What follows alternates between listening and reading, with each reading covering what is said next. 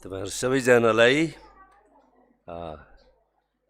Good Friday इस्टरको शुभ अवसरमा अनि यहाँ भर्चुअली बस्नुहुनेहरू अनि शारीरिक रूपमा बस्नुहुनेहरू प्रभु येशूका अनुयायीहरू अनि इष्टमित्र दाजुभाइहरू जो हुनुहुन्छ हैन म ख्रिस्टीय अभिवादन जय मसीह भन्न चाहन्छु। म यो समयको लागि परमेश्वरलाई धन्यवाद दिन चाहन्छु। मलाई लाग्छ परमेश्वरले नै हामीलाई हरेक पटक जुटाइदिनु भएको हुन्छ एउटा समय, अनि त्यो अकस्मात संजोगले आएको होइन भन्ने कुरो हामी ठान्छौँ। म धन्यवाद दिन चाहन्छु हाम्रो पास्टर भाइ लगायत यस मण्डलीका अगुवाहरूले मलाई आजको दिन यो वचनको निम्ति आग्रह गर्नुभयो अनि मलाई पनि खुसी लाग्छ। हाम्रो खेतीपाती नै यही हो, त्यसकारण अब हामीलाई अरू काम भारीसारी बोक्न ओर्न चाहिँ अलि अप्ठ्यारै हुन्छ, तर मलाई फुर्सद भएसम्म जहिले पनि तपाईँहरूले मलाई बोलाउनु भयो भने म हाजिर हुने प्रयास गर्छु। र हामीले आजको सन्देश के हो भन्ने कुरा त अघि नै भजनहरूबाट नै उद्धृत भइसकेको छ। वास्तवमा हिज आज र भोलिसम्मको 3 दिनका जुन एउटा भनौँ न महत्त्वपूर्ण घटना हामीले अघि नै हाम्रा भजन कोरसहरूद्वारा हामीले जाहेर गरिसक्यौँ अनि हामीले ती सन्देशलाई स्वीकार पनि गरिसकेका छौँ। आमेन। इतिहासमा थुप्रै घटनाहरू घटेका छन् अनि तीमध्ये कुनै कुनै घटनाहरू महत्त्वपूर्ण घटनाहरू छन्। खास गरिकन भनौँ न अब अन्तर्राष्ट्रिय घटनाहरू, अनि ती अन्तर्राष्ट्रिय घटनाहरूमध्ये हाम्रो बाइबलसँग सोझै गाँसिएको, वास्तवमा बाइबलको आधार नै त्यही हो। ती घटनाहरू 4वटा छन्। मैले भन्नुभन्दा पहिला नै तपाईँहरूलाई थाहा भइसक्यो यो, अनि तीमध्ये 3वटा घटनाहरू पुरा भइसकेका छन्। एउटा महत्त्वपूर्ण घटना पुरा हुन बाँकी छ र ती कुराहरू हामी हेर्छौँ। त्यसै कारणले अहिले हामीले गाएका भजनहरूमा ती सन्देशहरू आइसकेका छन् र म परमेश्वरको वचन पहिलो थिस्सलोनिकीबाट हेर्न चाहन्छु। र त्योभन्दा अघि अब ती 4वटा घटनाहरू के हुन् भन्ने कसैलाई भित्रबाट जिज्ञासा हुनसक्छ। त्यसै कारणले पहिलो त परमेश्वर मानवको रूपमा यस पृथ्वीमा आजभन्दा करिब 2000 वर्ष अघि आउनुभयो होइन, र परमेश्वरलाई हामीले येशूको रूपमा पायौँ अनि हामी त्यसलाई क्रिसमस भनेर मनाउने गर्दछौँ। र अर्को 2वटा घटनाहरू, हिज शुक्रबारलाई हामी गुड फ्राइडे भनेर भन्छौँ, असल शुक्रबार। वास्तवमा येशूको कष्ट पीडाहरूलाई हेर्ने हो भने त उहाँको निम्ति यो खराब शुक्रबार थियो होइन र? उहाँले भयभरको कष्ट भोगेर मृत्युसम्म पुग्नु पर्यो, तर सम्पूर्ण मानवको निम्ति असल भएकोले यसलाई असल शुक्रबार अथवा गुड फ्राइडे भनेर भनिन्छ। त्यो हिजोको दिन थियो र आज शनिबार हो। भोलि पुनरुत्थानको कुरा छ र पुनरुत्थानको समयमा पनि विश्वभरि नै यसरी इस्टर सन्डे अर्थात् पुनरुत्थान भएको शुक्रबार भनेर मनाइने गरिन्छ। र हामीहरूको बाइबलीय दृष्टिकोणबाट हैन 4वटा महत्त्वपूर्ण अगमबाणीहरू, येशूको जन्म, येशूको मृत्यु, येशूको पुनरुत्थान, यी 3वटा पुरा भइसकेका छन्। अर्को 4थो हुन बाँकी छ अनि त्यो हो येशूको पुनरागमन। आमेन। फेरि उहाँ आउनुहुन्छ र यही सन्दर्भमा हैन, हुन त यो हामी वार्षिकी रूपमा मनाउने गर्छौँ विश्वभरि नै, तर यो वार्षिक चाड पर्व मात्र होइन हो। हामीले यति बेला आफैलाई नवीकरण गर्दछौँ यो सन्देशलाई लिएर, यो समयलाई लिएर। यो ऐतिहासिक हो तर हामीहरूको आत्मिकी हो, किनभने बाइबलका सबै कुरा आत्मिकी हुन्। हामीले ख्याल गर्नुपर्ने कुरो के भनेदेखि बाइबलमा हामीले विज्ञान खोज्नु हुँदैन, राजनीति खोज्नु हुँदैन, अर्थतन्त्र खोज्नु हुँदैन। यी सबै कुराहरू छन् बाइबलमा, तर त्यो प्रसङ्गमा मात्रै राजनीति, अर्थतन्त्र, विज्ञान आदि कुराहरू त्यहाँनिर उल्लेख गरिएको छ। तर बाइबलीय दृष्टिकोण भनेको चाहिँ आत्मिकी हो। त्यसै कारण हामीले मण्डलीमा आत्मिकी सङ्गति गर्छौँ। अनि बाइबलले पनि त्यही भन्छ, परमेश्वर आत्मा हुनुहुन्छ अनि उहाँलाई पुज्नेहरूले आत्मा अनि सत्यतामा पुज्दछन्। त्यसै कारणले हामीले बाइबललाई अरू दृष्टिकोणबाट हेऱ्यौँ भनेदेखि समस्या हुन्छ कहिले कहिले, किनभने कतिवटा विज्ञानका कुराहरू जो पछिल्ला वर्षहरूमा आविष्कार भएका छन्, येशूको दिनमा ती कुराहरू थिएनन्, त्यस कारण कहाँ बाइबलमा भेट्टाउने त। त्यही कारणले आत्मिकी दृष्टिकोणबाट हामी हेर्छौँ र यो अति नै महत्त्वपूर्ण दृष्टिकोण हो। हामीहरू अहिले पहिलो थिस्सलुनिकीको पुस्तकमा हेर्नेछौँ। पहिलो थिस्सलुनिकी 4 अध्यायको 13 पददेखि हामी 5 अध्यायको 11 पदसम्म हेर्नेछौँ है त। फेरि यहाँनिर एउटा अध्यायको तल्लो भागबाट सुरु गरेर अर्को अध्यायको सुरुको भागसम्म यो मान्छेले किन पढ्यो भन्नु होला। म तपाईँलाई यसमा अलिकति भनिहालौँ, यो मेरो आजको विषय होइन, तैपनि यो बाइबलका पत्रहरू जसले लेखे, यो पत्र लेख्दाखेरि यसमा अध्याय र पदहरू छुट्याइएको थिएन, एउटै पत्र हो। अनि तपाईँलाई थाहा छ यो नयाँ करार कहिले सङ्कलित गरियो त भन्दा 397 एडीमा, अर्थात् आज 2021 भइसकेको छ नि, होइन र?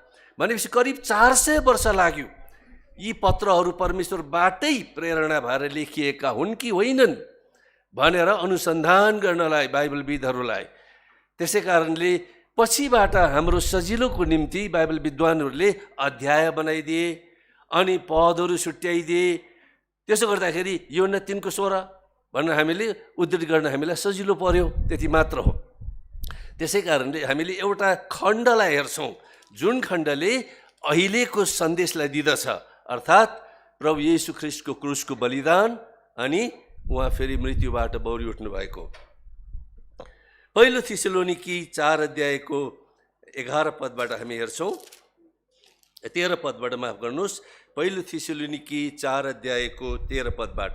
तर भाइ हो, सुति गएकाहरूका विषयमा तिमीहरू अजान बस भन्ने हामी इच्छा गर्दैनौँ र तिमीहरूले आशा नहुने मानिसहरू जस्ता शोक गर्नु नपरोस्,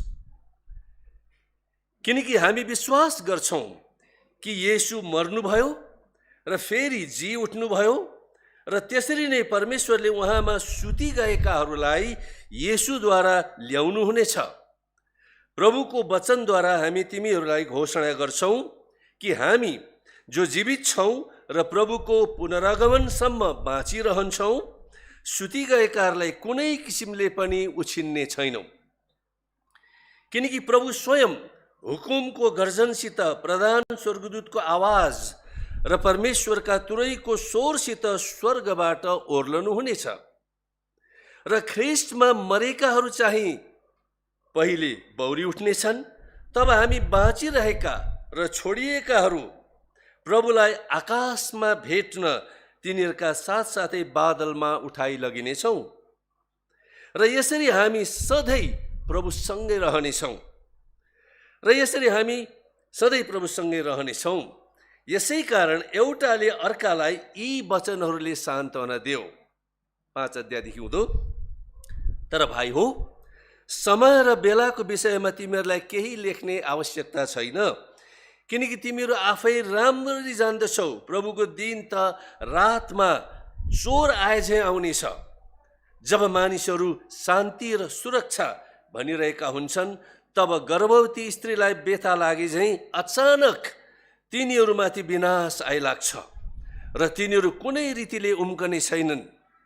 तर भाइ हो, अघि हाम्रो दुर्गा बाबुले भने जस्तै भाइ मात्रै होइन है, बहिनीहरू पनि हो है। यो लेखकले अर्को शब्द किन थपौँ भनेर मात्रै हो जस्तो लाग्छ मलाई। 4 पदमा छु म। तर भाइ हो, या भाइ बहिनी हो भनौँ, तिमीहरू अन्धकारमा छैनौ, तसर्थ त्यस दिनले तिमीहरूलाई चोरले जस्तै चकित पार्ने छैन, किनकि तिमीहरू सबै ज्योतिका सन्तान र दिनका सन्तान हौ, हामी रातका र अन्धकारका सन्तान होइनौँ। यसकारण अरू झैँ हामी नसुतौँ, तर जागा बसौँ र सचेत रहौँ, किनकि सुत्नेहरू रातमा सुत्छन् र मद्यपीय र मात्नेहरू रातैमा मात्छन्, तर हामी चाहिँ दिनका हुनाले हामी सचेत हौँ र विश्वास र प्रेमका छाती पाताको र मुक्तिका आशाको टोप लगाऊ, किनकि परमेश्वरले हामीलाई क्रोधको निम्ति होइन तर हाम्रा प्रभु यीशु ख्रीष्टद्वारा मुक्ति प्राप्त गर्नलाई अघिबाटै नियुक्त गर्नुभएको हो। उहाँ हाम्रा निम्ति मर्नुभयो ताकि हामी जागा बसौँ वा सुतेका हौँ, हामी सबै उहाँकै साथमा जिउन सकौँ। यसै कारण एउटाले अर्कालाई प्रोत्साहन देऊ र एउटाले अर्कालाई दरिलो पार्ने काम गर, जस्तो तिमीहरू गर्दै पनि छौ। आमेन। येशूमा आशा छ। सबभन्दा पहिला हामीले यो कुरो याद राख्नुपर्छ। जीवनमा मानिसहरूका साना ठुला आशाहरू हुन्छन् र त्यो जीवनकालभरि कतिपय आशाहरू पुरा हुन्छन् भने कतिपय आशाहरू आशामा नै टुङ्गिन्छन्, त्यो पुरा हुँदैनन्।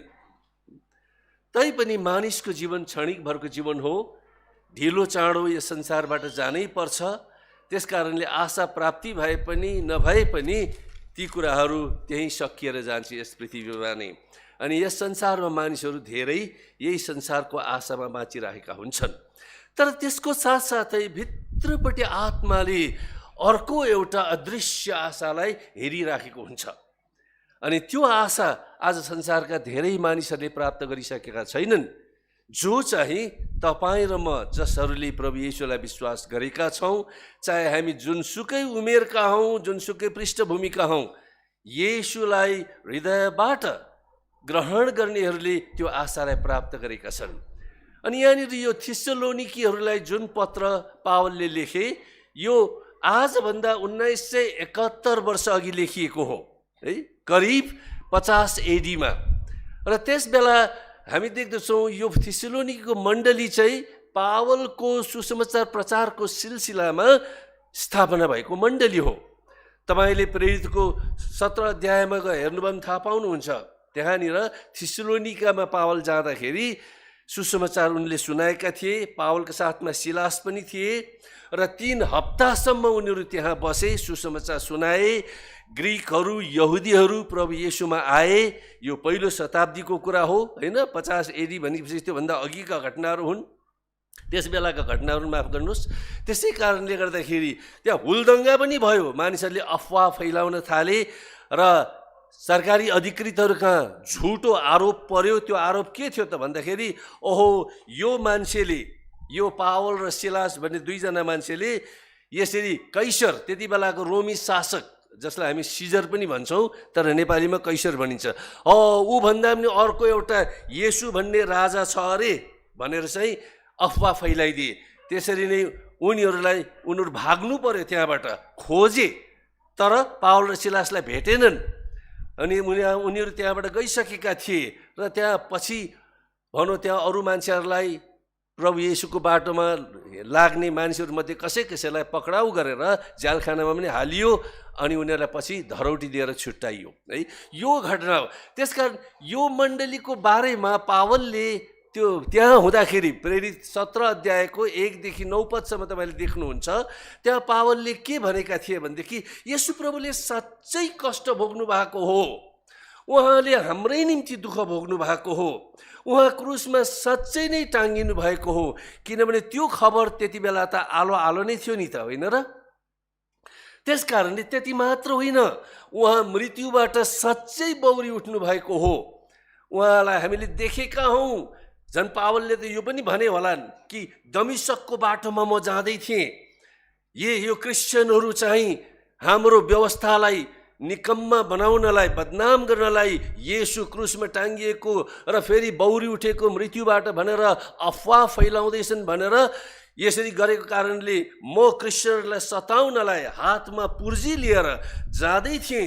दमिश्कको बाटोमा जाँदै माथिबाट परमेश्वरले प्रहार गर्नुभयो पवित्र आत्माले, अनि म भुइँमा पछारिएँ र एउटा आवाज आयो, ए सावल सावल भन्ने। अनि तपाईँलाई थाहा छ नि होइन, पावलको पहिलाको यहुदी नाम के हो? सावल हो। अनि पावल चाहिँ ग्रिक नाम हो है, ग्रिक रोमी नाम हो। आवाज आयो सावल सावल। सावलले थाहा पाइहाल्यो तपाईँ को हुनुहुन्छ भन्दा म येशू होइन, जससँग तिमी लडिराखेका छौ। अनि सायद पावलले यो कुराहरू भने होलान्, तर त्यसपछि उनीहरू त त्यहाँबाट त हिँडे अनि एउटा कुरो चाहिँ के थियो भनेदेखि येशू प्रभु फेरि आउनुहुन्छ है। र त्यस बेलाका विश्वासीहरू, कतिपय विश्वासीहरूलाई के विश्वास थियो भने येशू प्रभुको पुनरागमन हाम्रै पालामा हुन्छ भन्ने उनीहरूलाई कता कता त्यस्तो विश्वास थियो। तर ती विश्वास गर्ने मान्छेहरू कति त मरेर गइसके अनि पुनरागमन त भएन र यो चिन्ता उनीहरूमा थियो भन्ने बाइबल विद्वानहरूले अनुमान लगाएका छन्। त्यस कारणले गर्दाखेरि पावलले यो पत्र लेखेका छन् र यहाँनिर हेर्नु न एउटा खण्ड नै छुट्याइएको छ। त्यसबारेमा प्रभु येशू ख्रीष्टको यी महत्त्वपूर्ण घटनाहरू यहाँ उल्लेख भएको छ। मैले यहाँनिर विशेष गरी 4 अध्यायको 13 पदमा तपाईँले हेर्नुभयो भनेदेखि यहाँ हामी देख्दछौँ 4 अध्याय 13 पदमा कि सुति गएकाहरूको विषयमा भनेको मरिसकेका विश्वासीहरूको विषयमा अजान बस भन्ने हाम्रो इच्छा छैन है। र तिमीहरूले आशा नहुने मानिस जस्तो शोक गर्नु पर्दैन। अब हाम्रा कतिजना विश्वासी साथीहरू त मरिसके, तर प्रभु येशूको पुनरागमन हेरेर चाहिँ उनीहरू मर्न पर्ने थियो। के होला तिनीहरूको? सायद हामी चाहिँ बाँचिराखेकै छौँ र हाम्रै पालामा प्रभु येशू पक्कै फेरि दोस्रो चोटि आउनुहुन्छ भन्ने धारणा भएर चिन्ता पनि थियो उनीहरूलाई। अनि त्यो एउटा सम्बोधन गर्नलाई यहाँनिर पावलले लेखेका छन्, जुन कुरो चाहिँ त्यस बेलादेखि आजसम्म र प्रभु येशूको दोस्रो आगमन नभएसम्म यो सन्देश जारी रहन्छ। आमेन। त्यस हिसाबले आज तपाईँ र मेरो निम्ति पनि हो। त्यस कारणले गर्दाखेरि यो आशा बडो अचम्मको आशा हो। तीतस 2 अध्यायको 13 पदमा हेऱ्यौँ भने त्यहाँ देख्छौँ यसलाई धन्यको आशा भनेको छ। अङ्ग्रेजीमा हामी ब्लेसेड होप भनेर भन्छौँ। त्यस कारण यहाँनिर 4वटा कुराहरू बडो महत्त्वपूर्ण छन्। मैले प प प प भनेर भेटाएको छु। पहिलो प तपाईँले थाहा पाइहाल्नुपर्छ, यो चाहिँ पुनरुत्थान हो। आमेन। किनभने यहाँ हेर्नुहोस् त, सुरुमै 14 पदमा यहाँ भनेको छ येशू मर्नु भइसकेपछि जी उठ्नु भयो। हालेलुया। उहाँको पुनरुत्थान भयो। त्यतिमा मात्र यो 14 पद अन्तिँदैन। यसको तल्लो भागले के भन्छ भने त्यसरी नै परमेश्वरले उहाँमा सुति गएकाहरूलाई येशूद्वारा ल्याउनु हुनेछ, अर्थात् पुनरुत्थान गराउनु हुनेछ। भनेपछि येशू प्रभुको पुनरुत्थान भयो। उहाँ निष्पाप पाप रहित हाम्रो पाप काँधमा लिएर उहाँ टाँगिनु भएको हो क्रुसमा। तर उहाँ पुनरुत्थान भइसकेपछि उहाँमा विश्वास गर्नेहरू पनि को पनि पुनरुत्थान हुन्छ। अनि यो पुनरुत्थान चाहिँ शरीरको पुनरुत्थान हो है।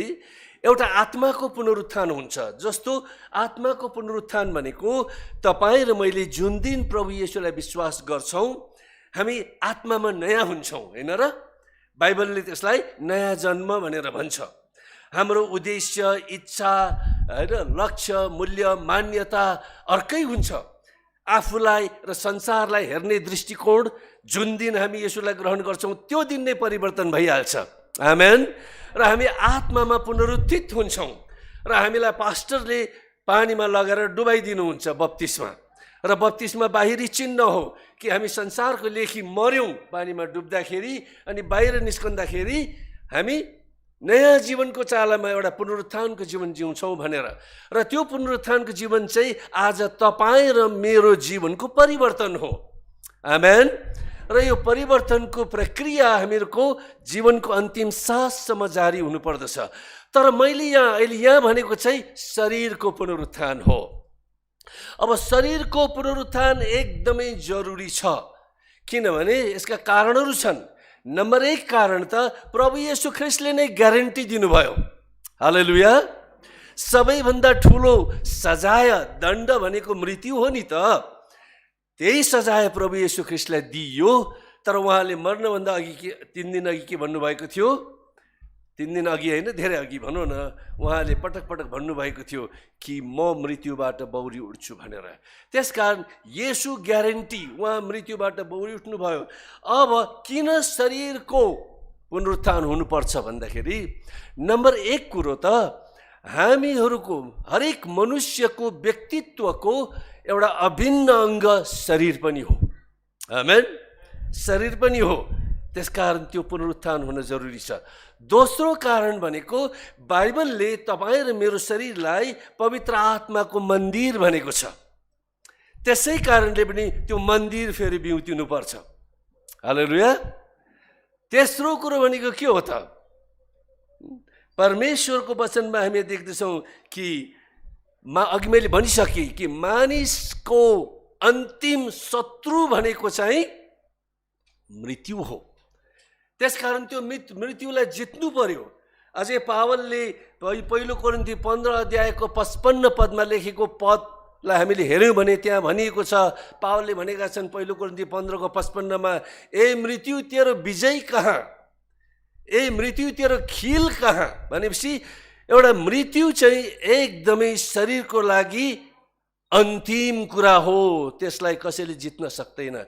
त्यसै कारण बाइबलले हामीलाई बताउँदछ कि शरीरको पुनरुत्थान हुन अत्यन्तै जरुरी छ। अनि यसको ग्यारेन्टी प्रभु येशू ख्रिस्टले दिइसक्नु भएको छ। तपाईँ र म साँचो प्रभुका जनहरूको रूपमा जब हामी जिउँछौँ भने र यस पृथ्वीमा हाम्रो शरीर त अन्त भएर जान्छ, हरेक विश्वासीको अनि विश्वास नगर्नेहरूको पनि, तर हामी देख्दछौँ त्यहाँनिर पुनरुत्थान पछिबाट छ। दोस्रो कुरो अरू कुराहरू के छन् भन्दै हामी यहाँनिर एउटा महिमित शरीर पाउँछौँ। यो शरीरलाई देख्न सकिन्छ हो, यो त शरीर हो नि, तर अर्को एउटा छ पुनरुत्थानको शरीर जसलाई देख्न सकिन्छ। जस्तो तपाईँले मानिलिनुहोस्, हामी मत्तीको पुस्तकमा देख्दछौँ 17 अध्यायको 2 र 3 पदमा येशू प्रभु डाँडातिर जानुहुँदाखेरि 3 जना चेलाहरूलाई बोलाउनु भयो, पत्रुस, याकुब र यूहन्ना। अनि उनीहरू प्रभुको साथमा हुँदाखेरि प्रभुको रूप परिवर्तन भयो र उहाँ सूर्य झैँ चम्किनु भयो, उहाँका कपडा सेतो देखियो। त्यति मात्र होइन, ती 3 जना चेलाहरूले मोसा र एलियालाई पनि देखे। तर तिनीहरू त पहिल्यै पुराना करारका मानिसहरू हुन् नि त, मरिसकेका हुन्, भनिसकेपछि देखियो नि त त्यहाँनिर। अनि कहिले कहिले त्यसलाई प्राण भनेर पनि भनिन्छ। त्यो प्राणमा आएको शरीर देखिँदो रहेछ, चिनिँदो रहेछ। त्यसले त खाने पिउनु पनि गर्दो रहेछ, किनभने स्वर्गमा एक दिन ठुलो भोज हुन्छ नि त, हुँदैन? त्यस बेला हामीलाई भोजमा प्रभुले बोलाउनु भएको छ। हामीले नयाँ शरीर पाएर त्यहाँनिर त्यो भोजमा शरीक हुन्छौँ त्यति बेला। अब यही पृथ्वीको कुरा गर्दा पनि जब प्रभु येशू पुनरुत्थान भइसक्नुभयो, त्यसपछि ठाउँ ठाउँमा जानुभयो। अनि एकचोटि त चेलाहरूले माछा खानै लाग्दाखेरि उहाँले पनि एक टुक्रा माग्नुभयो। आमेन। त्यसै कारण पुनरुत्थान चाहिँ एउटा कल्पना होइन, पुनरुत्थान सत्य हो, यो भइसकेको छ। अनि अब हामीहरूको चाहिँ हुन बाँकी छ। तर पुनरुत्थान 2 किसिमको हुन्छ। एउटा शरीरको पुनरुत्थान हुन्छ, माफ गर्नुहोस्, एउटा विश्वासीहरूको पुनरुत्थान हुन्छ जसलाई पहिलो पुनरुत्थान भनिएको छ। दोस्रो चाहिँ सबै अरू मानिसहरूको पनि पुनरुत्थान हुन्छ।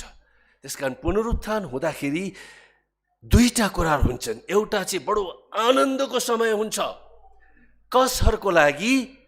जोहरू प्रभुका विश्वास योग्य भक्तजनहरू छन्। आमेन। विश्वास योग्य प्रभुका अनुयायीहरूको निम्ति त्यो दिन जस्तो आनन्दको दिन त कुन दिन होला र? जति बेला हामी येशूलाई आम्ने सामने छर्लङ्गै तपाईँ र मैले एक आपसमा देखे जस्तै उहाँलाई देख्नेछौँ। शरीर मात्रै फरक हुन्छ, महिमाको शरीर। आमेन। तर जसहरूले येशू प्रभुलाई तिरस्कार गरेका छन् उनीहरूको निम्ति चाहिँ त्यो न्यायको दिन हुन्छ, भयावह दिन हुन्छ। अनि त्यसलाई अन्तिम दिन पनि भनिएको छ। त्यसको बारेमा हामी अलिक पछि हेर्छौँ, किनभने अघि मैले थिस्सलुनीको पुस्तकबाट पढिसकेको छु। त्यसकारण पहिलो प भनेको पुनरुत्थान हो, दोस्रो प भनेको चाहिँ पुनरागमन हो। येशू प्रभु पहिलो पटक आउनुभयो, तर उहाँ दोस्रो पटक पनि आउनुहुन्छ। यहाँनिर तपाईँले 15 पदको तल्लो भागमा हेर्नुभयो भनेदेखि यहाँनिर प्रभुको दासले भन्छन् कि हामी जो जीवित छौँ प्रभुको पुनरागमनसम्म बाँचिरहन्छौँ। हालेलुया। आमेन। र सुति गएकाहरूलाई भनेको हामीभन्दा अघि मरेकाहरूलाई कुनै किसिमले पनि उछिन्ने छैनौँ। अलिकति हामीले यहाँ तुलना गर्नु जरुरी हुन्छ। येशू प्रभुको पहिलो आगमन र उहाँको हुनेवाला दोस्रो आगमनलाई तुलना गर्दाखेरि पहिलो आगमनमा येशू प्रभु मनुष्यको रूपमा आउनुभयो, एउटा कन्याको गर्भबाट जन्मनुभयो। 30 वर्षसम्म उहाँ सार्वजनिक रूपमा उति साह्रो देखा पर्नु भएन। जीवनको अन्तिम 3 वर्ष 33 वर्ष बाँच्नु भएको हो नि त उहाँ। अन्तिम 3 वर्ष उहाँ सार्वजनिक सेवामा उत्रिनु भयो। त्यस कारणले गर्दाखेरि त्यति बेला कतिचोटि त उहाँ त भाग्नु पनि पर्यो, किनभने उहाँलाई मार्नलाई, माथि भिरबाट खसाल्नलाई विरोधीहरूले धेरै प्रयास गरेका थिए। तर उहाँको समय नआउन्जेलसम्म उहाँ मर्नुहुने कुनै कारणै थिएन। उहाँ त क्रुसमा टाँगिनु पर्ने परमेश्वरको जुन मिसन उहाँले लिएर आउनुभयो त्यो पुरा गर्ने समय आइसकेको थिएन। तर एक किसिमले भन्यो भनेदेखि हामी देख्दछौँ बाइबलमा भनेअनुसार येशू मारिन लागेको थुमा जस्तै, अनि येशूलाई परमेश्वरको थुमा पनि भनिएको छ योहन्नाको पुस्तकमा, होइन र? त्यसकारण उहाँ एउटा निरीह असहाय व्यक्तिको रूपमा भएको हामी देख्दछौँ। यद्यपि उहाँले आश्चर्य कर्म र चिन्हहरू गर्नुभयो, उहाँले धेरै रोगी बिरामीहरूलाई निको पार्नुभयो र विभिन्न किसिमका कुराहरूबाट उहाँ अलौकिक अर्थात् परमेश्वर हुनुहुन्छ भन्ने कुरो प्रमाणित गर्नुभयो। तैपनि उहाँ एउटा निरीह कमजोर व्यक्ति जस्तो भएर जिउनु पर्यो। तर दोस्रो आगमन चाहिँ बडो अचम्मको हुन्छ, धुमधाम हुन्छ। आमेन। हामी अहिले पुनरुत्थानको सन्देश होइन सुनेर बुझेर भोलि आइतबारको दिन हामी उत्सव मनाउला अरे वार्षिक रूपमा, है? हुन त सधैँ नै हाम्रो जीवनमा पुनरुत्थान त हुनैपर्छ, तैपनि मनाउला भोलि। तर त्यस बेला धुमधाम हुन्छ। यहाँनिर बडो कस्तो किसिमले चित्रण गरिएको छ हेर्नुहोस् त उहाँको दोस्रो आगमन 16 पदमा, किनकि प्रभु स्वयं हुकुमको गर्जनसित, ओहो पहिला जस्तो डराउनु पर्ने अवस्था छैन। उहाँलाई बालककालमा मिस्रबाट नासरतमा लगिएको थियो, तपाईँलाई थाहा छ होइन? बाइबलमा 2 चोटि मात्रै बेथलेहेम भनेको छ येशूको बारेमा, तर जति पर धेरैचोटि चाहिँ नासरतको येशू भनिएको छ, किनभने उहाँ नासरतमा हुर्काउनु भयो। त्यसै कारणले गर्दाखेरि उहाँ सामान्य हामीहरू जस्तै नै उहाँ हुर्किनु भयो, किनभने उहाँ पुरै मनुष्य हुनुहुन्थ्यो। आमेन।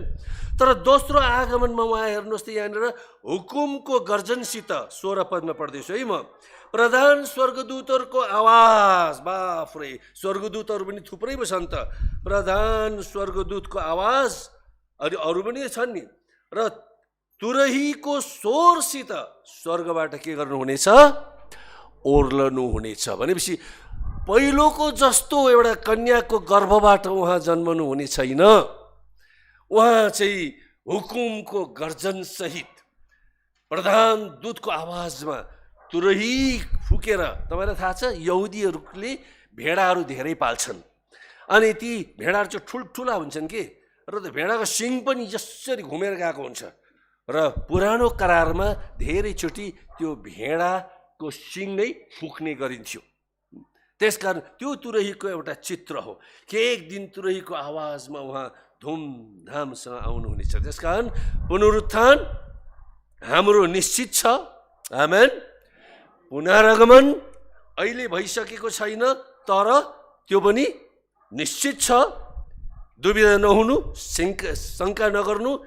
तेस्रो कुरो चाहिँ मैले परिवर्तन भनेको छु, तल आएर 17 पदको पहिलो भागमा छ, 4 अध्यायको 17 पद हेर्नुहोस् है।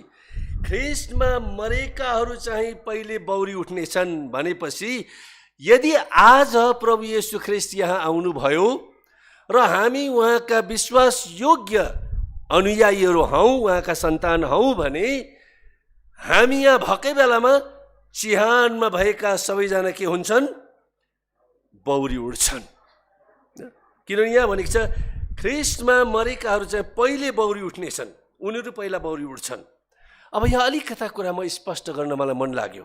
त्यो के भनेदेखि कति मानिसहरू अलमलमा पर्छन्।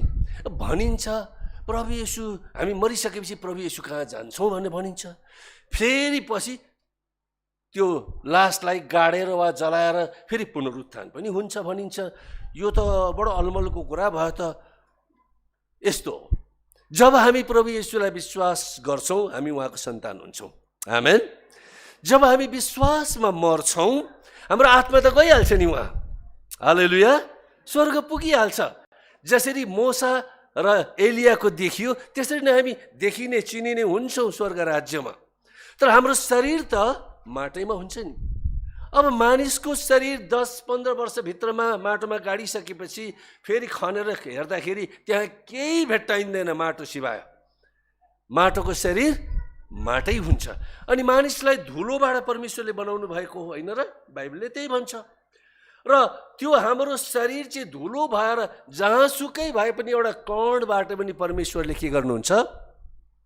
पुनरुत्थान गर्नुहुन्छ। आमेन। पुनरुत्थान पनि हामीले अघि नै भनिसक्यौँ, त्यो निश्चित छ। दोस्रो कुरो उहाँको पुनरागमन अहिले भइसकेको छैन, तर त्यो पनि निश्चित छ। तेस्रो कुरो चाहिँ मैले भन्न लागेको अझै यहाँ अलिकति भूमिका बाँध्दाखेरि पछि परेको छ, तर म भनिहाल्छु। तेस्रो कुरो जिउँदोहरूको के हुन्छ? 17 पदमा हेर्नुहोस् त। तब हामी बाँचिरहेका र छोडिएकाहरू प्रभुलाई आकाशमा भेट्न तिनीहरूका साथसाथै बादलमा उडाइ लगिनेछौँ र यसरी हामी प्रभुसँग सधैँ रहनेछौँ। आमेन। र तेस्रो कुरोलाई चाहिँ हाम्रो अङ्ग्रेजीमा चाहिँ विद्वानहरूले ऱ्याप्चर भन्ने शब्दलाई चयन गरेका छन्। ऱ्याप्चर भनेको चाहिँ अलप भनेको होइन? अलप भने सुन्नुभएको छ? अलप भनेको चाहिँ अहिले अलप भयो भने म हुँदिनँ, हरायो मान्छे त अलप भयो है। र त्यसलाई चाहिँ मैले यहाँ अलप शब्द पबाटै ननिस्केकोले मैले परिवर्तन भनेको छु है। किनभने पावलले पहिलो कोरिन्थी 15 अध्यायको 51 पदमा के भनेका छन् भने, हेर एउटा रहस्य छ है। त्यो रहस्य चाहिँ के हो कि हामी सबैको आँखाको एक निमेषमा, झिमिक्क, एक निमेष भनेको के हो? झिमिक्क गर्दाखेरि परिवर्तन हुनेछ भनेछ।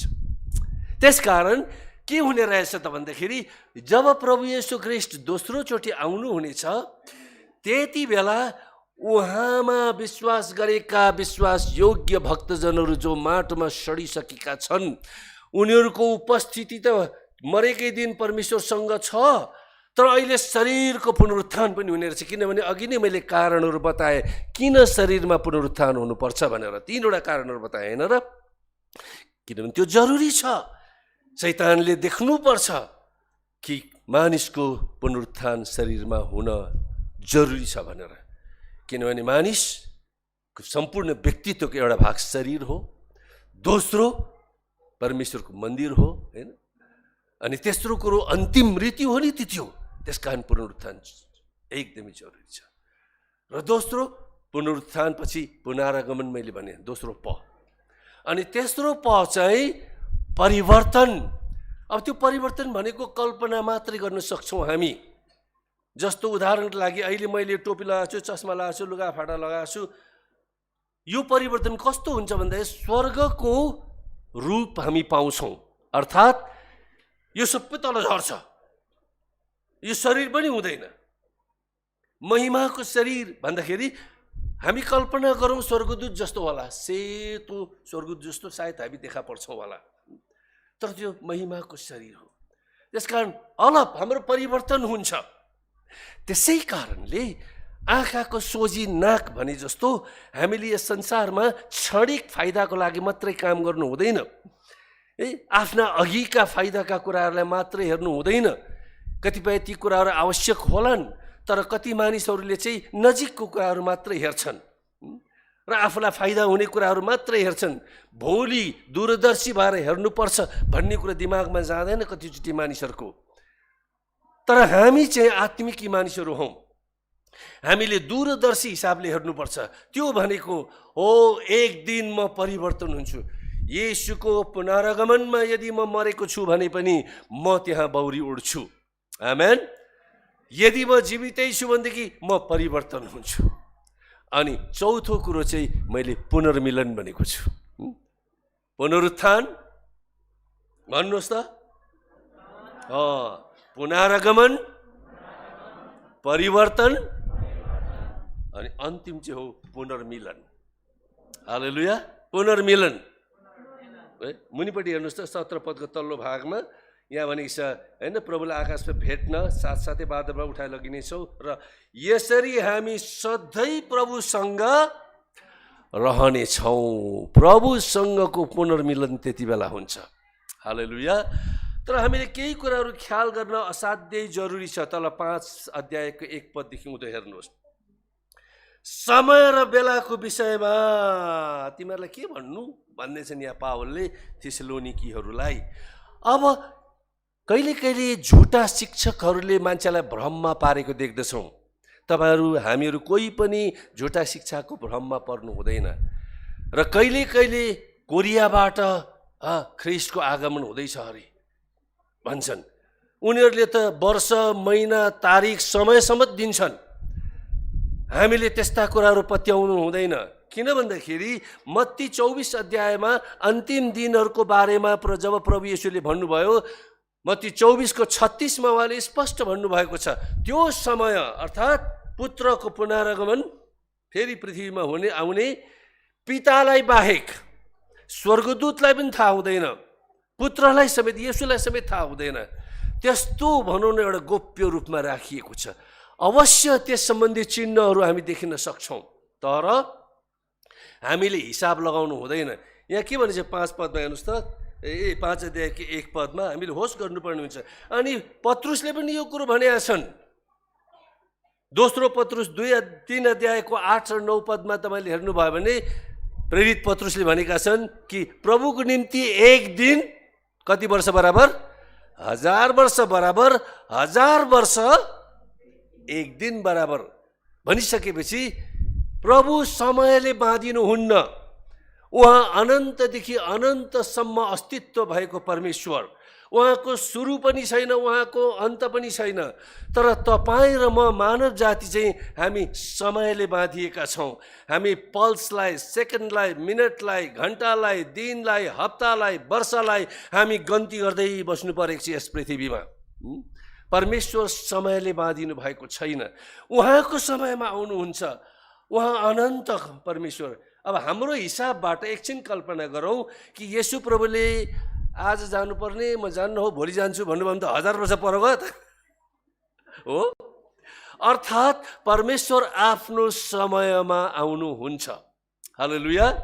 त्यसकारण हामी त्यस्ता कुराहरूलाई याद गर्दैनौँ, तर हामी परमेश्वरको वचनलाई कसरी चाहिँ भनौँ न आत्मसात गर्नुपर्छ र जिउनुपर्छ, त्यसलाई चाहिँ हामीले हेर्न जरुरी हुन्छ। यहाँ 2 पदमा हेर्नुहोस् के छ त भन्दा 2 पदमा, तिमीहरू आफै राम्ररी जान्दछौ प्रभुको दिन त रातमा चोर आए झैँ आउने छ। चोर होइन है, चोर, प्रभु येशू चोर हुनुहुन्न। चोर आए जस्तै। चोरले नोटिस दिएर आउँछ त, म तिम्रो घरमा चोर छु भनेर? तपाईँ मस्त निद्रामा परेको बेला, अथवा तपाईँको ध्यान अरूतिर केन्द्रित भएको बेला, अथवा घर असुरक्षित भएको अवस्थामा चोरले दाउ हेरेर अनि त्यहाँनिर पस्छ। यहाँनिर प्रभु चोर आए जस्तै आउनुहुन्छ भनेको चाहिँ अकस्मात आउनुहुन्छ भनेको हो। आमेन। कुनै पनि समय प्रभु आउनुहुन्छ। हिजो अस्ति नभनौँ, अहिलेसम्म पनि 1 वर्ष नागिसक्यो महामारी, विश्वभरि नै विभिन्न देशहरूलाई यसले चपेटामा पारेको छ। तर कतिजना हाम्रा क्रिस्चियनहरूले चाहिँ चर्चमा प्रभुको अन्तिम दिन आयो भनेर प्रचार गर्न थालिसकिहाले हो। अनि मलाई चाहिँ त्यो अलिक सही हो जस्तो लाग्दैन। किनभने यस्ता महामारीहरू त योभन्दा पहिलो शताब्दी, दोस्रो शताब्दीमा पनि योभन्दा ठुल्ठुला महामारी आएका हुन्। रोममा एक दिनमा 5000 मानिसहरू मर्थे, एक दिनमा। मिस्रको अलेक्जेन्ड्रिया भन्ने सहरको 1/3 जनसङ्ख्या नै खत्तम भएर गयो। तर त्यस बेला अहिले जस्तो भनौँ न सामाजिक सञ्जालहरू, यो तकनिकीहरू थिएन। अहिले हामी जहाँको खबर पनि अहिले थाहा पाइहाल्छौँ होइन र? त्यसकारण प्रभुको आगमन, अब यो महामारी आयो र यही महामारीको बेलामा प्रभु आइहाल्नुहुन्छ भनेर हामीले अर्थ लाउनु हुँदैन। तर हाम्रो जीवन चाहिँ ठिक हुनुपर्छ। यो अन्तिम दिन भनेको के हो त? यो हेर्नुहोस् त 2 पदमा 5 को, प्रभुको दिन भनेको के हो? अन्तिम दिन होइन, प्रभुको दिन। प्रभुको दिन भनेको चाहिँ नि एउटा अवधिलाई बुझाउँछ। 24 घन्टे एक दिन होइन, एउटा विस्तारित अवधि, लामो तन्काइएको होइन अवधिलाई बुझ्दछ। पुरानो करारमा प्रभुको दिन भनेर भनिन्थ्यो, अर्थात् यहोवा परमेश्वरको दिन। अब त्यो प्रभुको दिन चाहिँ नयाँ करारमा येशूको दिन हो। हालेलुया। अब हामीले विचार गर्नु पर्यो, प्रभुको दिन येशूको पहिलो आगमनबाट सुरु भएको छ, जब उहाँ मनुष्यको रूपमा आउनुभयो।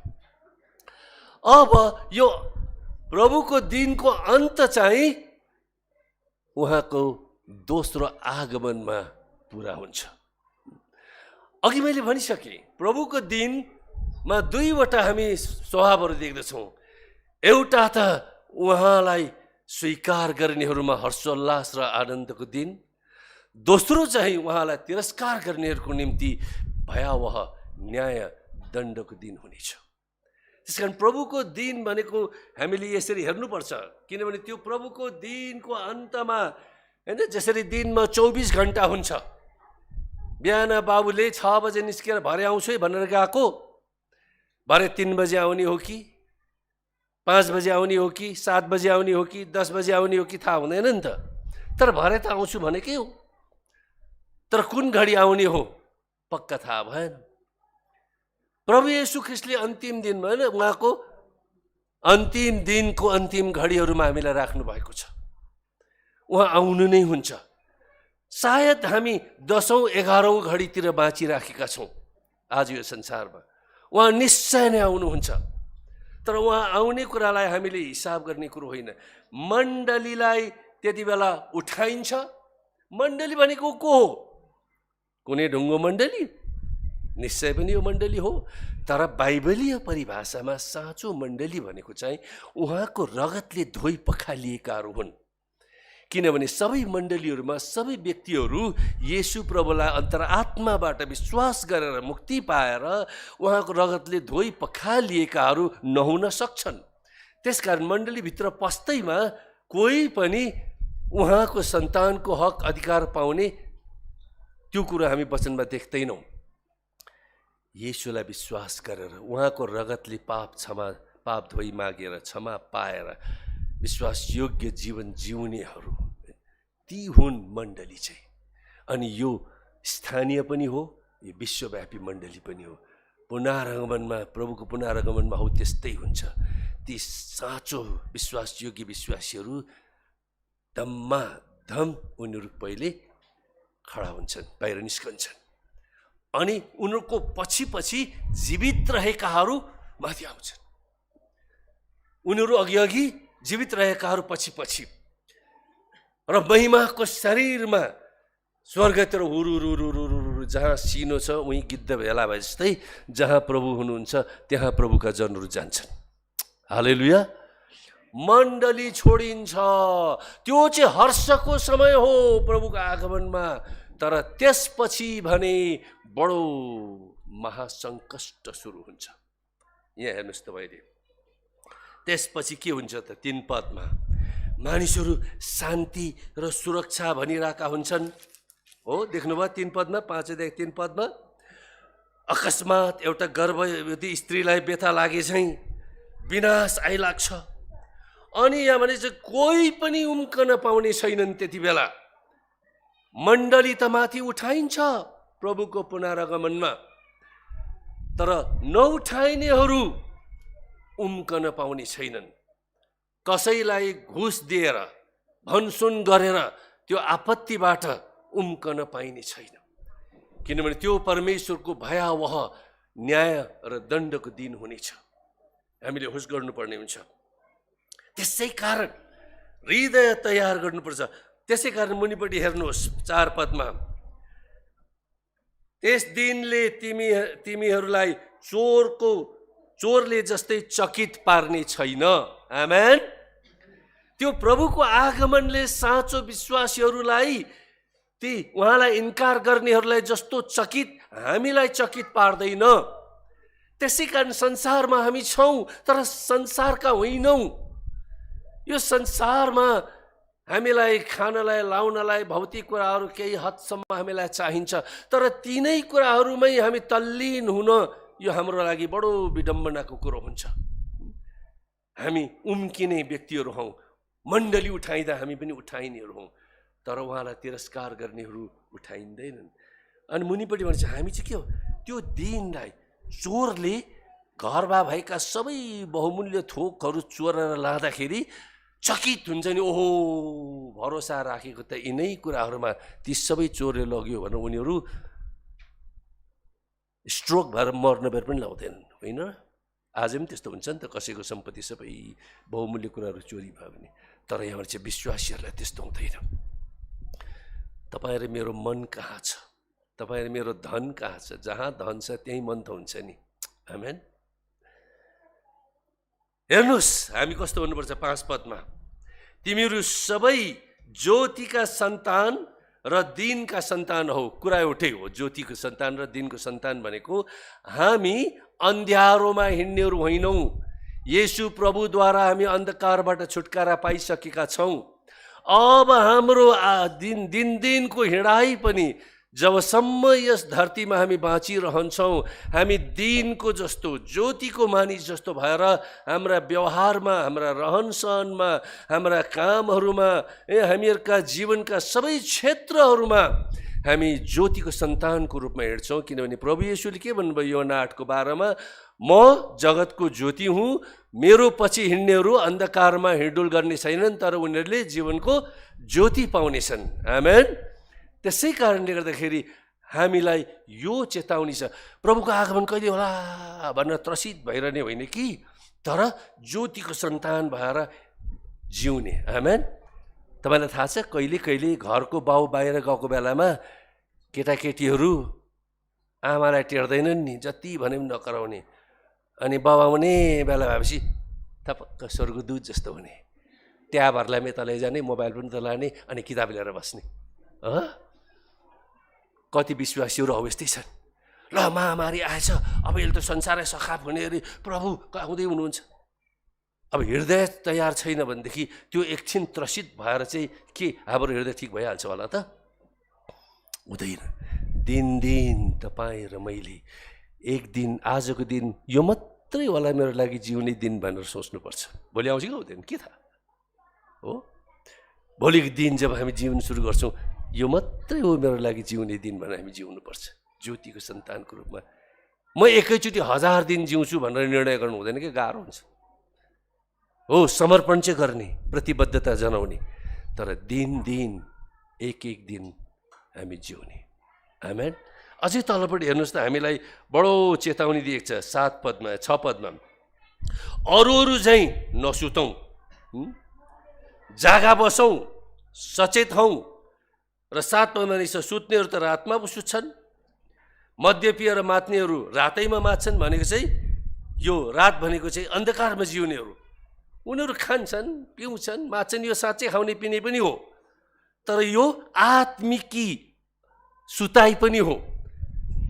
मान्छे शरीरमा सुत्नुपर्छ। आमेन। 24 घण्टा तपाईँ र मलाई परमेश्वरले दिनुभएको छ, अनि 8 घण्टा मानिसहरू ड्युटीमा जान्छन्, 8 घण्टा अरू के कसो गर्छन्, र सामान्यतया 8 घण्टा सुत्नुपर्छ। सुत्नु राम्रो हो, तर सुतुवा बानी चाहिँ नराम्रो हो। अब कोही व्यक्ति 9 बजे खाटमा जान्छ र बिहान 5 बजे उठ्छ भनेदेखि 8 घण्टा सुत्यो, त 5 बजे बिहान उठेर बहादुरी के भएन नि, 8 घण्टा सुत्यो। तर कोही व्यक्ति चाहिँ राति काम गर्ने हुन्छ कि 12 बजे सुत्छौ, बिहान 8 बजे उठ्छ, ऊ पनि 8 घण्टा सुत्यो। अब बिहान 5 बजे उठ्नेले यो मान्छे त सुत्वा रहेछ, घाम यहाँ लाग्नेसम्म सुतिरहेको छ भनेर अर्थ लाउनु मिल्यो त? मिलेन। कसैको रातिसम्म काम गर्ने बानी हुन्छ, कसैको छिटै बानी हुन्छ, छिटो सुत्ने छिटै उठ्छ, ढिलो सुत्ने ढिलै उठ्छ। कुरो एउटै हो। सुतेन भने म त बिसन्चो हुन्छु। विशेष गरी रात्रि बसमा आउनुपर्छ, राति त्यो नाइट बसमा सुतेको कि उठेको केही थाहै त हुँदैन, अनि बिहान आउँदाखेरि आँसु तरर झर्न थाल्छन्। पहिलो कुरो चाहिँ नुहाइ धुवाइ गरेर चाहिँ 2 घण्टा 3 घण्टा सुत्नै पर्छ। सुतेन भने अनिदो भइन्छ, बिसन्चो भइन्छ। मैले तपाईँलाई के भन्न खोजेँ हो, सुत्नुहोस् मजाले, तर आत्मिकी रूपमा चाहिँ नसुत्नुहोस्। आमेन। सचेत रहनुपर्छ, जागा रहनुपर्छ। मानिलिउँ मध्यरातमा प्रभु येशू आउनुभयो, स्वर्गदूतहरूको साथमा, गर्जनको साथमा, तुरैको साथमा, तर हामी घोर निद्रामा पर्यो, सुन्दै सुन्यौँ न कि। त्यस्तो हुन्छ नि त कहिले कहिले। तर त्यो सुताइले हामी छोडिँदैनौँ। स्वर्गदूतले आएर यसो कोट्याएर जुरुक्कै उठाउँछ अनि हामी फुत्तै माथि गइहाल्छौँ। आमेन। शरीरमा सुत्नु खतरा होइन, तर आत्मामा सुत्नु चाहिँ बडो खतरा हो। हामी होस गर्नुपर्छ। तलपट्टि हेर्नुहोस्, हामीलाई अझै शिक्षा के छ 8 पदमा, सचेत हौ। यहाँनिर चाहिँ अङ्ग्रेजी बाइबलको एनआइबीमा चाहिँ के लेखेको रहेछ भने यो 8 पदको सचेत हौमा चाहिँ बी सेल्फ कन्ट्रोल्ड भनेको रहेछ। यहाँ चाहिँ अनुवाद अलि अर्को भएको छ। भनेको चाहिँ आत्मसंयमी हौ भनेको, र सोबर पनि भनेको छ। सोबर भनेको चाहिँ एक किसिमको भला आदमी भनेको जस्तो हो। विश्वासीहरू आत्मसंयमी र भला आदमी पनि हुनुपर्दो रहेछ। साह्रो यो खस्रो मान्छे भयो भने पनि मान्छेले मन नपराउँदो रहेछन्। मुखमा जे पाए त्यहाँ प्याच्च बोल्ने, मेरो मनमा त पापै छैन भन्ने, तर पापकै कुराहरू बोल्ने हो, अर्कालाई गाली गर्ने होइन। त्यस्तो त अब भला आदमी हुन सक्दैन नि त। हुनसक्छ बोल्दा पनि होस गर्नुपर्ने रहेछ, सोच्दा पनि होस गर्नुपर्ने, काम गर्दा पनि होस गर्नुपर्ने। त्यस कारण आत्मसंयम भनेको चाहिँ हामीले आफैले आफैलाई नियन्त्रण गर्नुपर्ने। संसारका दुष्टताहरू, संसारका सांसारिक कुराहरू जसले हामीलाई यसरी खिचेर लैजान्छ। दाल र भातको मात्रै समस्या छ भने त्यसैको मात्रै चिन्ता हुन्छ। अहिले खाएर भरेको छाक छैन भने त्यो मान्छेलाई भरे कहाँबाट खाउँला भन्ने मात्रै चिन्ता हुन्छ, अरू कुराको चिन्ता हुँदैन। तर अहिले र भरेको चिन्ता हुनु छोड्यो, अलि पुगिसरी आयो भने अनि इच्छा लाग्न थाल्छ। मेरो यो सर्ट त छ, तर अर्को सर्ट हेर्दाखेरि होइन खाँचो त छैन, तर राम्रो लाग्यो, 5 वटा त घरमा छ, त्यो किन्दा 6 वटा के होला, अनि हामी इच्छापट्टि लाग्छौँ।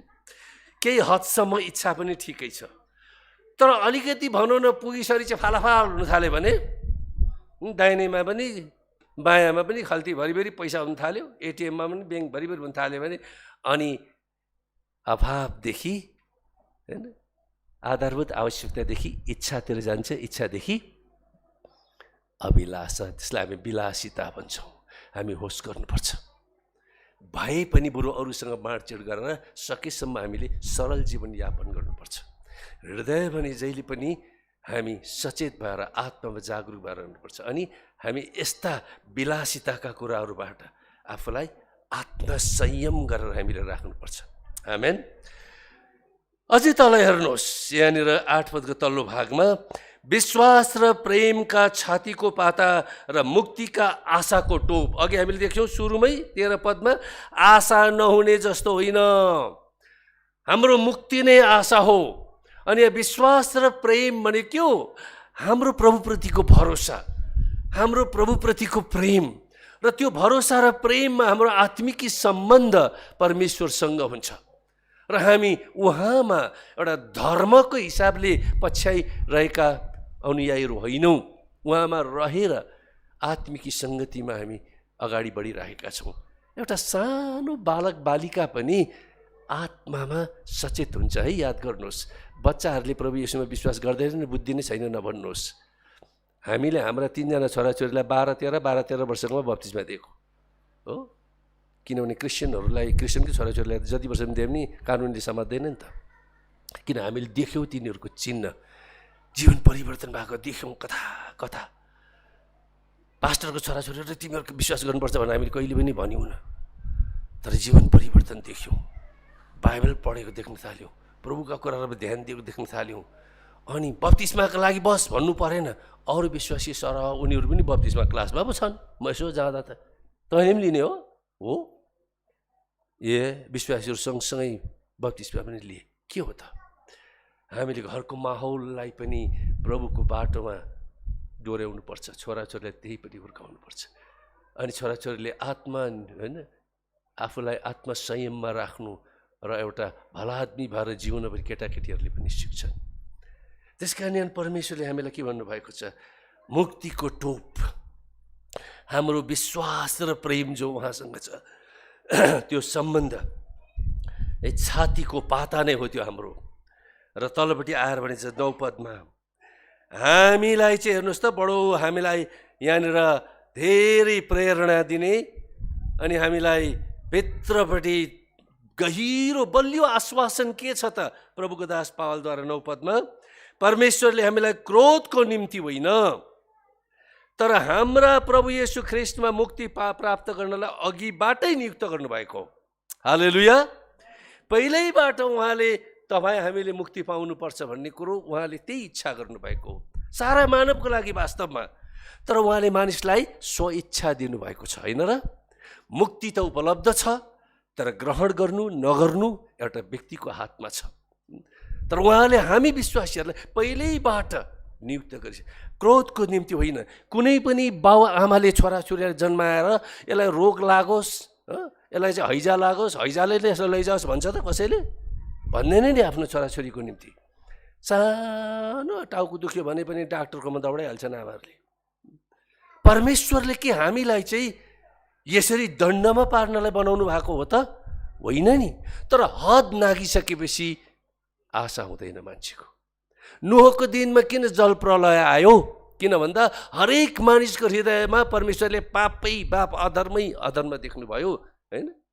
उत्पत्ति 6 अध्यायमा, उत्पत्ति 18 अध्यायमा सदोम र गमोरा किन पुरै नष्ट भयो आगो र गन्धकले?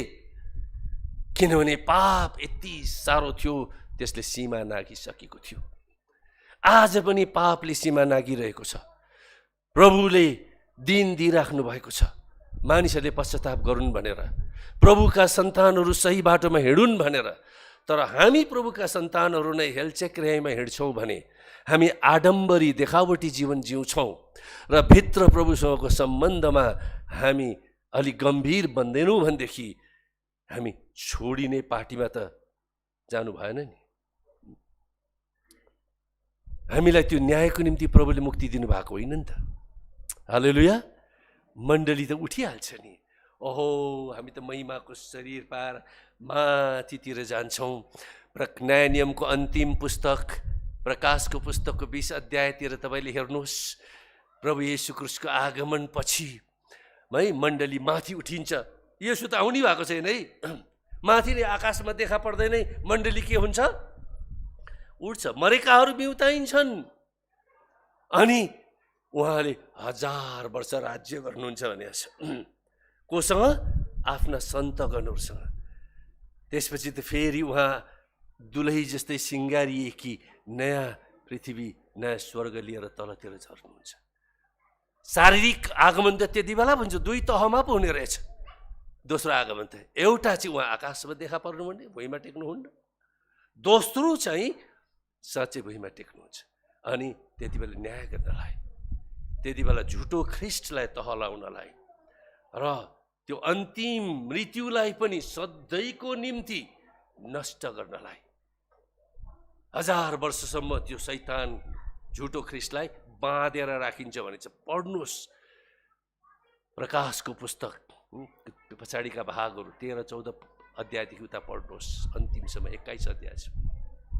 हामी त्यहाँ देख्छौँ। त्यसकारण परमेश्वरले हामीलाई हो त्यो चोर आए जस्तै बेलामा तयार नभएको मानिसहरू जस्तै चोर आउँदा चकित हुने विश्वासीहरूको समय छैन। सचेत रहनु, जागा रहनु भनेको आत्मिकी रूपमा होस गर्नु हो। परमेश्वरको जायज क्रोध, क्रोध भन्छ नि, परमेश्वर कति क्रोधी, कति रिसालु भनेर कसैलाई लाग्न सक्छ। पुरानो करारमा पनि मानिसहरूलाई हो भस्त्रकै मारिएका घटनाहरू छन् नि त। परमेश्वर नै इजरायलीहरूको नेतृत्व गरेर जानु भएको, नरसंहार भएको हो भनेर हामीले बुझ्नुपर्ने कुरो चाहिँ यही हो। ती कनानीहरू हैन, तिनीहरूलाई किन नष्ट हुनु पर्यो? किनभने पापले हदै नागिसकेको थियो। पुरुष स्त्रीहरू उनीहरू निज कार्य गर्दथे। मूर्ति पूजाहरू व्याप्त थियो। भर्खरै जन्मेको बच्चाहरूलाई लगेर मोलेक भन्ने देवतालाई उनीहरूले बलि चढाउँदथे र अनैतिकता भन्ने कुरो त सामान्य रूपमा नैतिकता जस्तै भइसकेको थियो। यही हो हामीले गर्नुपर्छ भन्ने कुराहरू। त्यसै कारणले परमेश्वरको जायज न्याय है त, जायज रिस, सही रिस। आमेन। त्यसै कसैलाई रिस उठ्यो भन्दैमा हैन, मन नपरेको मान्छेलाई चाहिँ जे भएर पनि दोष लगाउने भन्ने कुरो होइन। परमेश्वरको जायज क्रोध हो न्याय चाहिँ। मैले हिजो हेरेँ, आज हेरेँ, मैले कैयौँ समयदेखि तँलाई हेरिरहेको छु, तर तँ ठिक भइनस्, अब अर्को विकल्प छैन। परमेश्वर धर्मी पनि हुन्छ, परमेश्वर न्यायी पनि हुनुहुन्छ। आमेन। धार्मिकताको बाटो उहाँले राखिराख्नु भएको छ हरेकलाई, तर त्यो धार्मिकतालाई लत्याएपछि अनि उहाँको न्याय अवश्यम्भावी छ। हामीले होस् गर्नुपर्ने। त्यसै कारण हामी सचेत रहनुपर्ने। हामी चाहिँ एउटा प्रेम र विश्वासको छातीपाता लगाएर टोप, मुक्तिको टोप हामी लगाउँछौँ। हामी होसियारी विश्वासी भएर जिउँछौँ। र यहाँनिर आएर 4 अध्यायको 18 पदमा के भनेको छ? यसै कारण, यी सबै कुराहरूका कारणले एउटाले अर्कालाई यी वचनहरूले सान्त्वना देऊ। आमेन। यी वचनहरू भनेको के हो? तपाईँ र मैले विश्वास गरेको प्रभु साँच्चै नै बलिदान हुनुभएको हो। उहाँ साँच्चै नै मृत्युबाट बौरी उठ्नु भएको हो। उहाँको पुनरागमन साँच्चै नै हुन्छ। तीनवटा। अनि उहाँसँगको हाम्रो पुनर्मिलन साँच्चै नै हुन्छ। प्रभुको दिन भनेको एउटा विस्तारित समय आउँदैछ। हामी क्यालकुलेटर लिएर हिसाब गर्न नथालौँ, तर हामी सचेत बनौँ, जागा बसौँ, आत्मिक रूपमा हामी तयार हौँ। दिनको र ज्योतिको सन्तान चाहिँ हाम्रो घरभित्र, घर बाहिर हामी आफैलाई प्रस्तुत गर्न सकौँ अनि एउटाले अर्कोलाई हामी उत्साह दिन सकौँ। त्यही कुरो यहाँनिर फेरि आएर हामीलाई 17 र 18 पदमा, 5 अध्यायको 17 माफ गर्नुहोस् 10 र 11 पदमा फेरि दोहोरिएको छ। प्रभु हाम्रो निम्ति मर्नुभएको। त्यसैले हामी चाहे जागा बसौँ, चाहे हामी सुतौँ, अर्थात् चाहे अहिले होस्, चाहे भरे राति 12-1 बजे होस्, हामी प्रभुकै निम्ति जिउन सकौँ। र अन्तमा उही कुरो दोहोरिएको छ। यसकारण एउटाले अर्कालाई के गर? प्रोत्साहन देऊ र एउटाले अर्कालाई दरिलो पार्ने काम गर, जस्तो तिमीहरू गर्दै पनि छौ। परमेश्वरले हामीलाई डाहा गर्ने, रेस गर्ने, अरूको हुँदाखेरि के न्यु पाउँ कनिका बुकाउँ भन्ने त्यस्तो किसिमको नकारात्मक डाडी प्रभुका जनहरू भएको चाहनुहुन्न। उहाँको आगमनमा हामी सचेत रहनुपर्छ। यी 4वटा सत्यहरू, तथ्यहरू मैले भने तपाईँहरूलाई, पुनरुत्थान, पुनरागमन, परिवर्तन अर्थात् अलप र उहाँको फेरि उहाँसँगको पुनर्मिलन, हैन? यी 4वटा कुराहरू, त्यसमध्ये उहाँको पुनरागमन एउटा बाँकी छ। अब यस्ता ऐतिहासिक कुराहरू बाइबलीय दृष्टिकोणबाट हेर्दा त कति महत्त्वपूर्ण कुराहरू पुरा भएका छन् भने अब प्रभुको आगमन पनि पुरा हुन्छ। तपाईँ मेरो पालामा हुन्छ कि बा? तपाईँहरू चाहिँ बाँचिरहनुहुन्छ कि मलाई थाहा छैन। बा तपाईँ हामी सबै जहाँ गइसकेपछि हुने हो, हामी हिसाब गर्नु हुँदैन। एउटै कुरो चाहिँ के हो? 24 घन्टा सचेत हृदय लिएर, जागा रहेर, आत्मामा हौसला राखेर, अनि अर्कोलाई पनि ल है प्रभुमा हामी एकदम जोसिलो भएर जिउनुपर्छ। हौसला कसरी दिन सकिन्छ? वचनहरूद्वारा दिन सकिन्छ। कसैलाई अभाव छ भने अभावहरू पुरा गरेर गर्न सकिन्छ। अस्पतालमा भर्ना गरेर त्यहाँ गएर भ्रमण गरेर दिन हैन, हौसला दिन सकिन्छ। हौसला दिने तरिकाहरू थुप्रै छन्। अनि यी सबै कुरोबाट एउटै हुन्छ हाम्रो केन्द्रबिन्दु, हाम्रो प्रभु आउनेवाला हुनुहुन्छ। पुनरागमन निश्चित छ। पुनरागमन पछि त हाम्रो पुनर्मिलन त झन् भनि नसक्नु छ। कस्तो अचम्मको होला। महिमाका शरीर पाएकाहरू त्यहाँ भेला हुँदाखेरि कस्तो अचम्मको दिन हुन्छ होला। आमेन।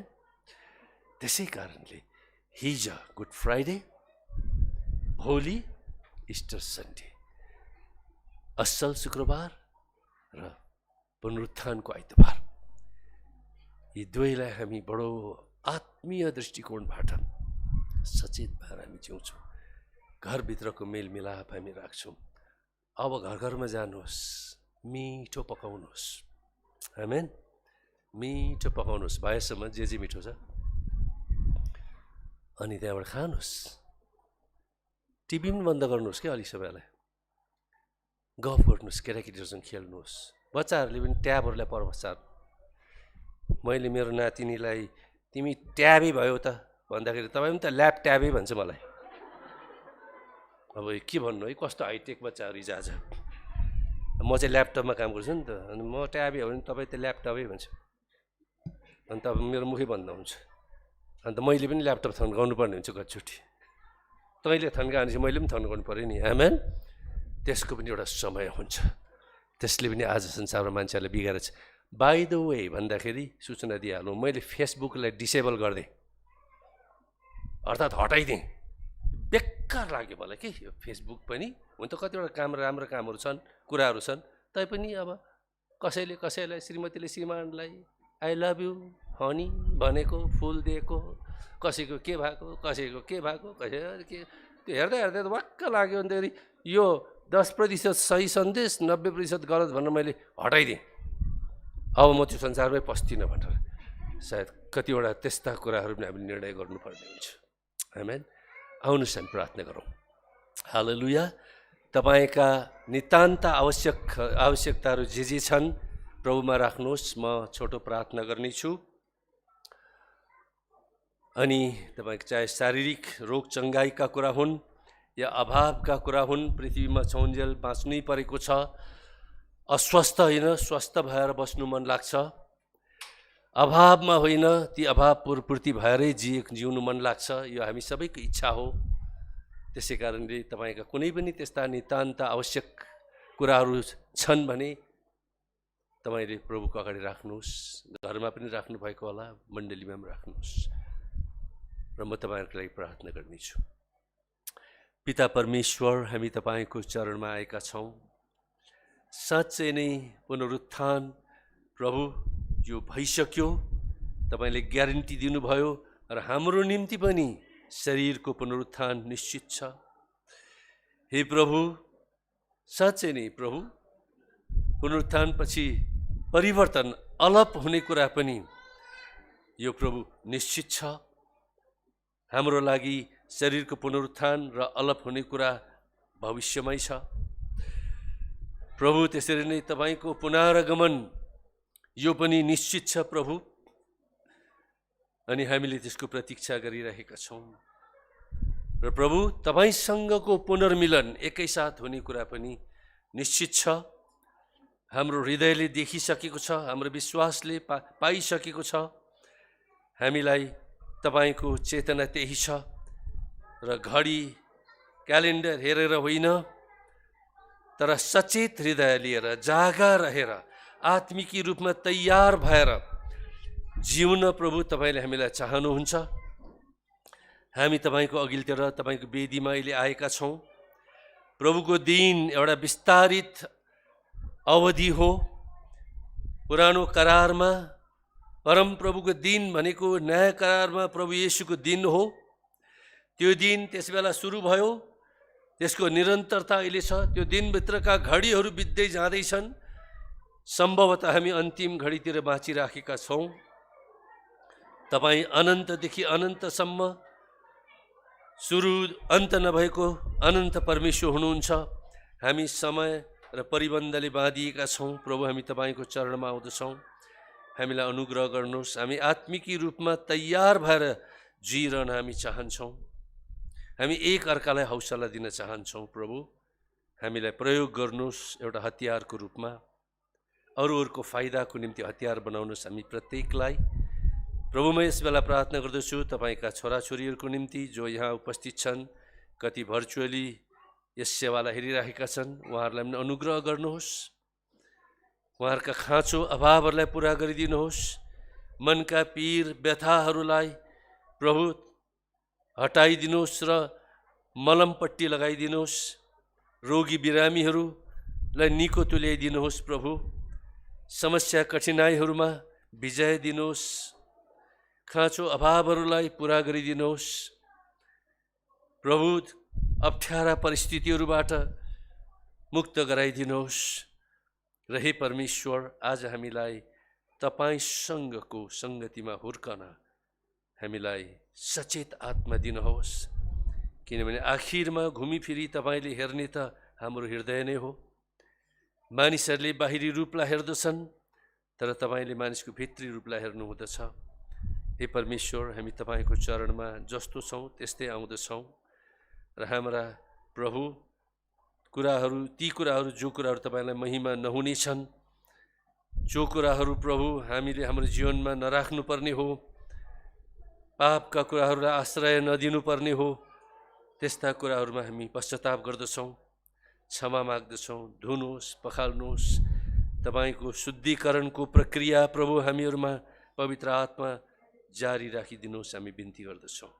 धन्यवाद छ हाम्रो बिन्ती प्रार्थना सुनिदिनु भएको लागि माग्छौँ येशू प्रभु तपाईँको उच्च अनि पवित्र नाममा, आमेन। जय मसीह। प्रभुले तपाईँलाई आशिष दिउन्। आमेन।